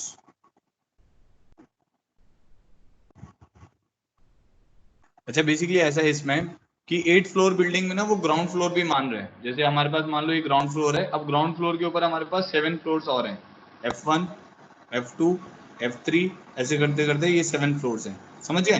तो टोटल 8 फ्लोर बिल्डिंग कहने का मतलब है एक ग्राउंड फ्लोर और उसके ऊपर 7। अब ग्राउंड फ्लोर में 5 लोग लिफ्ट में चढ़ गए, ठीक है, तो अब हर किसी के पास 7 ऑप्शंस हैं उतरने के लिए, तो कुछ ऐसा है। तो अब आपको आंसर बताना है। अब क्वेश्चन पढ़ो एक बार खुद से और आंसर बताओ। बेटा 8 तो नहीं आएगा क्योंकि ना उसमें 7 फ्लोर्स हैं उसके पास उतरने के लिए।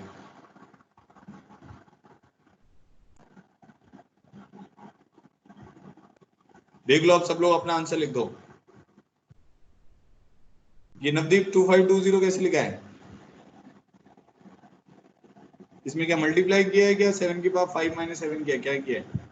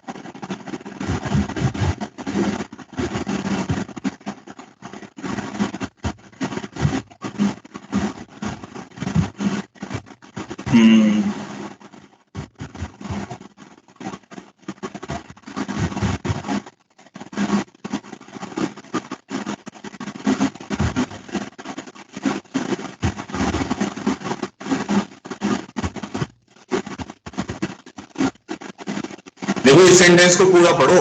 Find the number of ways in which each of the 5 person can leave the cabin at any of the 7 floor. Find the total number of ways in which each of the 5 persons can leave the cabin at different floors.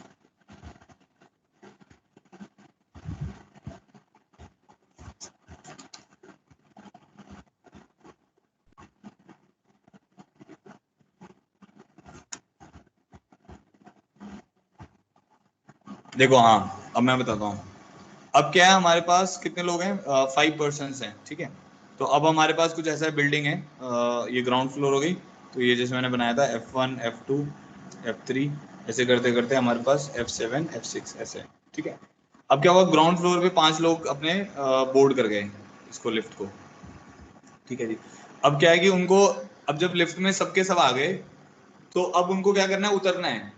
तो कोई भी किसी भी floor पे अगर उतर सकता है तो हर के पास कितने ऑप्शन हो गए? तो आदमी को उतरना है ना, तो आदमी की डायरेक्शन से सोचो, तो एक बंदे के पास कितने ऑप्शन है? तो 5 पर्सन्स हैं, P1 P2 P3 P4 P5। इसके पास भी कितने ऑप्शन है? 7। भाई ऐसा भी तो हो सकता है एक फ्लोर पे सबके सबके घर हो, तो ऐसे थोड़ी बताया उसने कि भाई एक फ्लोर पे एक का ही घर होगा, तो उसने बोला हुआ है ना कि at any of the 7 floor पे उतरना है। तो एक के पास कितना ऑप्शन है? 7 फ्लोर्स। पहले वाले में 7 फ्लोर किसी भी उतर सकता है, दूसरे के पास भी 7 फ्लोर्स, तीसरे के पास भी 7, फोर्थ के पास भी 7, फिफ्थ के पास भी 7। तो 7 की power 5 is the answer for a part. तो ए पार्ट का आंसर हो गया। अब बी पार्ट पे आते हैं। अब सबको अलग अलग फ्लोर पे उतरना है, तो किसको उतरना है? पर्सन को उतरना है। पहले वाले के पास कितने ऑप्शन हो गए? मतलब 7। तो भाई कोई भी एक बंदा किसी 7 जगह पे उतर सकता है। मान लो वो फर्स्ट फ्लोर पे ही उतर गया, ठीक है। अब दूसरा उस पे उतरेगा नहीं क्योंकि उसने बोला भाई अलग अलग फ्लोर पे उतरना है सबको। Each of the person should get down at different floors, ऐसा बोला हुआ है। तो इसके पास कितने होंगे? 6। इसके पास कितने होंगे? 5। इसके पास कितने होंगे? 4। इसके पास कितने ऑप्शन होंगे? 3। तो इसका आंसर आएगा 7 × 6 × 5 × 4 × 3। ठीक है जी, बड़े आसान क्वेश्चन था। अब देखो जो फिर नहीं सोच रहे हैं फिर वो गड़बड़ करेंगे। पता नहीं कैसे कुछ बच्चे 5 की पावर 7 लिख रहे हैं, पता नहीं क्या कर रहे हैं, मेरे को समझ नहीं आ रहा उनका। तो उनको लेक्चर दोबारा से देखना है आज का और नोट्स पढ़ने हैं अच्छे से। अभी मैं अपलोड कर दूंगा फाइल्स में। ठीक है, आगे बढ़ते हैं, एक और क्वेश्चन कर रहे हैं। For a set of 5 true false questions, no student has written all correct answers.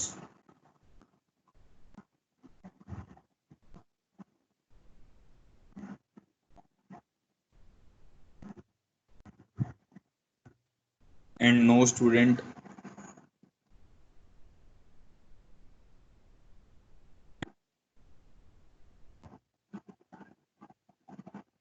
have given the same sequence of answer.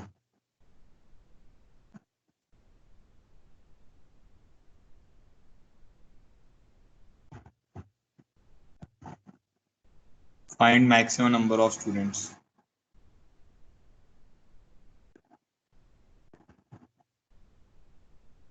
in the class.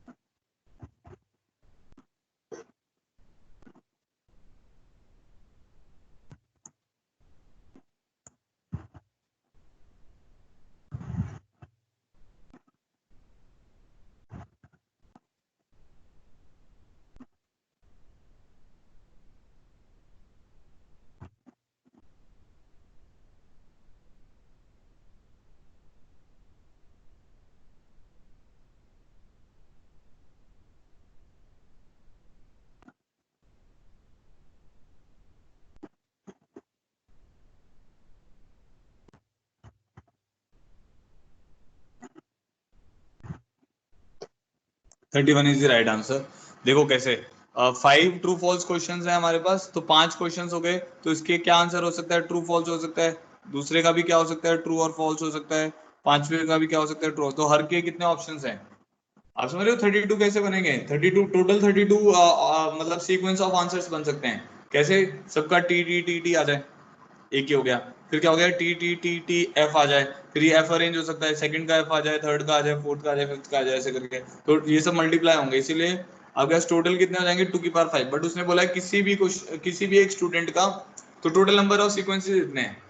अब उसने बोला है कि मैक्सिमम नंबर ऑफ स्टूडेंट्स निकालो, अगर किसी के भी सारे करेक्ट नहीं है, तो एक केस ऐसा होगा जो सारे करेक्ट वाला होगा, एक ही तो होगा, एक ही कॉम्बिनेशन होगा ना, मान लो true false true false true, ये करेक्ट कॉम्बिनेशन है, तो किसी के भी सारे आंसर सही नहीं है, तो इसलिए बाकी टोटल कितने पॉसिबल और आंसर्स के सेट हैं, 31 आंसर्स के सेट हैं, तो उतने नंबर ऑफ मैक्सिमम स्टूडेंट हो जाएंगे। उसने बोला किसी भी स्टूडेंट ने सारे करेक्ट नहीं लिखे, ठीक है, and no student have given the same sequence of answer, तो किसी के भी एक से ज्यादा नहीं, अगर मान लो 2 बच्चों के सेम आंसर हो गए, फिर तो बच्चे ज्यादा हो पाएंगे ना, उसने बोला किसी भी 2 के सेम आंसर्स नहीं है, सबके अलग अलग हैं, इसलिए इसका आंसर कितना होगा, 31 होगा।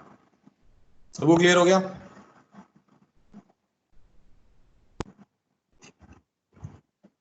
ठीक है, अच्छा, मैं अब आपको आज के लिए हम इतना ही कर रहे हैं, कल भी हम पीएनसी करेंगे। एक बार मैं आपको ना अपना फाइल्स का सेक्शन दिखाता हूँ, बहुत बच्चों को ना ये मिलता नहीं है, जैसे ये टीम है आपकी भी इसमें ना, जैसे ये मेरे यहाँ पे नीचे स्क्रीन पे दिख रहा है, चैट, टीम, असाइनमेंट, कैलेंडर, आपके मोबाइल में हो सकता है वो लेफ्ट हैंड साइड में दिखे या लैपटॉप में नीचे की डायरेक्शन में दिखे। अब जैसे क्लास 11th का मैथमेटिक्स सेक्शन अगर हम जाएंगे, तो यहाँ पे फाइल्स है ना, इसमें हमारे सारे, अभी जैसे बेसिक मैथ्स के मैंने ये फेज 2 जो अभी नया जो नए बच्चों का चल रहा है, वो बेसिक मैथ्स फेज 2 है, तो इसमें अगर आप क्लिक करोगे आपको सारे लेक्चर्स मिल जाएंगे, तो लेक्चर्स अब इसमें हैं, वीडियोस आपको स्ट्रीम करके एक जो दूसरा ऐप है उस पर मिलेगा, ठीक है। अब जैसे मैं वो भी शो कर रहा हूँ आपको, देखना, जैसे ये माइक्रोसॉफ्ट स्ट्रीम का ऐप है, तो अभी ये खुलने में हो सकता है टाइम ले, बट आपको ये वाला जो ऐप है ना, इस टाइप के सिंबल का, ये भी अपने फोन में रखना है अगर आपको रिकॉर्डिंग देखना है, तो जैसे इसमें आ रहा है, तो स्क्रीन थोड़ा सा, हाँ आपको सही दिख रहा है ना स्क्रीन, तो ये जैसे माई कंटेंट में, माई वीडियोज में, ये सारे वीडियोज हैं, ये सारे वीडियोज ना डेट वाइज हैं, जैसे देखो फर्स्ट पीएनसी 12 अगस्त, ठीक है, तो मान लो किसी को डेट में याद है कि मेरा ये लेक्चर मिस हो रखा है, बायनोमियल थ्योरम का 13th lecture, 12th lecture, 11th lecture, 10th lecture, ये सारे लेक्चर यहाँ पे ऑर्डर में पड़े हुए हैं। तो माइक्रोसॉफ्ट टीम का आपको इंस्टॉल करना है और यहाँ पे सर्च में डाल देना है बायनोमियल थ्योरम, बायनोमियल थ्योरम मिल जाएगा। बेसिक मैथ्स डालोगे, बेसिक मैथ्स मिल जाएगा। तो सारा मैथ्स को ऑलरेडी बहुत सही तरीके से ऑर्गेनाइज्ड है। अभी जो भी नए बच्चे हैं उनको बेसिक मैथ्स करना है और ये करना है पीएनसी, और अभी कुछ नहीं करना है, ठीक है, बेसिक मैथ्स और पीएनसी ही करना है। स्टिल कोई भी प्रॉब्लम आती है आप मुझे कॉल कर सकते हो, कल हम पीएनसी कंटिन्यू करेंगे, ठीक है। पैरेलल में इसकी असाइनमेंट अभी मैं देखता हूँ, अगर नहीं मैंने पोस्ट करी हुई तो मैं इसकी एक असाइनमेंट अपलोड कर दूंगा। आपको पैकेज भी करना है और असाइनमेंट भी करना है, पहले असाइनमेंट करना है उसके बाद पैकेज करना है। आज मोस्ट प्रॉब्लम मैं 1 बजे तक अपलोड कर दूंगा, ठीक है। चलो, thank you so much for joining in, have a sir good day. 2 raised to power 5 क्यों लिखा? क्योंकि इस क्वेश्चन में एक क्वेश्चन के 2 ऑप्शन है ना बेटा, तो टोटल 5 क्वेश्चंस हैं। तो पहले वाले के भी 2 ऑप्शन, दूसरे वाले के भी 2, तीसरे वाले के भी 2, टोटल 5 के कितने हो जाएंगे? 2 की पावर 5। तो 2 की पावर 5 टोटल आंसर्स पॉसिबल हैं, बट किसी ने भी करेक्ट आंसर नहीं किया, इसलिए 31 टोटल नंबर ऑफ सीक्वेंसेस हैं हमारे पास, ठीक है।